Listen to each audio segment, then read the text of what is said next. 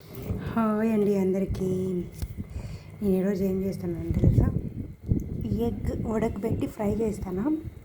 First 4 eggs ఉడకబెట్టుకొని ఇట్లా తీసి పెట్టుకున్నా. ఇది ఎల్లో కలర్లో ఉంటుంది కదా, ఇది అనేది ఎల్లో కలర్లోనే ఉండాలి. కొంతమంది నల్లగా వచ్చేంత వరకు ఉడకబెడతారు. అట్లా ఉడకబెడితే టేస్ట్ అంత బాగుండదు. ఇంత ఎల్లోగా రావాలి ఎగ్.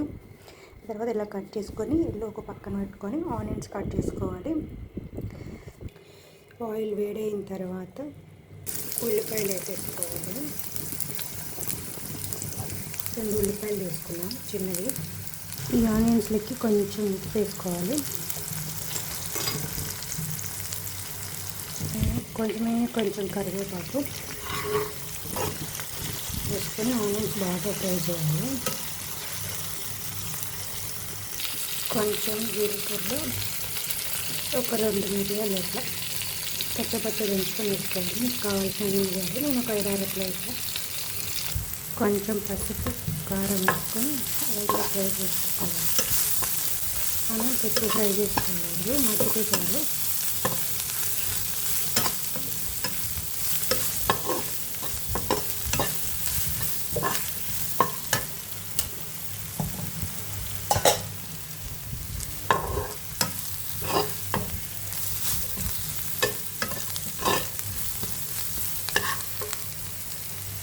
చూసారా, అన్నీ కరెక్ట్గా వేగినాయి.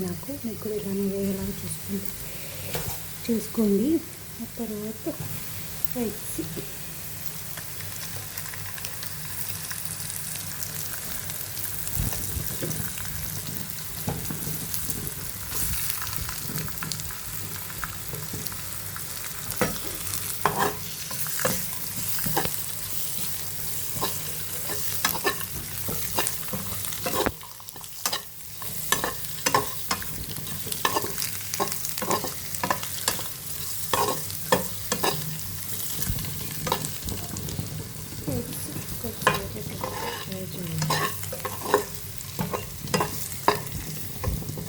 ఎగ్స్ అనేది ఎక్కువ ఫ్రై చేస్తే కచ్చక్ అంటే లబ్బర్ లాగా అవుతుంది.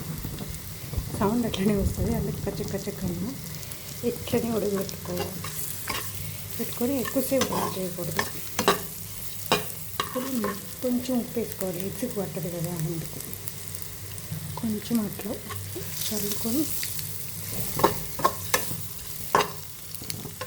తర్వాత ఎల్లో ఉంటుంది కదా, ఆల్మోస్ట్ ఎల్లో తినము, కొంచెమన్నా తింటాము. కొంతమంది తింటారు, కొంతమంది తింటారు. అంతే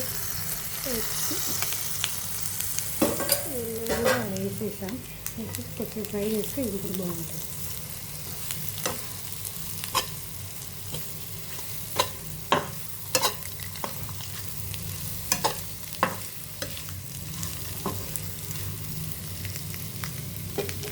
సిమ్లో పెట్టుకొని వేయించుకోవాలి, అప్పుడే బాగుంటుంది. లేకుంటే ఎగ్స్ అనేటివి లబ్బర్లాగా అవుతుంది. కొంచెం అంత కరివేపాకు వేయాలి పచ్చిది, ఎందుకంటే స్మెల్ కోసం. కొత్తిమీర వేస్తే ఏమవుతుందంటే, కొత్తిమీర వేసినా బాగుంటుంది. నాకైతే కరివేపాకు వేస్తే స్మెల్ బాగుంటుంది, అందుకని నేను కొంచెం కరివేపాకు వేసుకుంటున్నాను.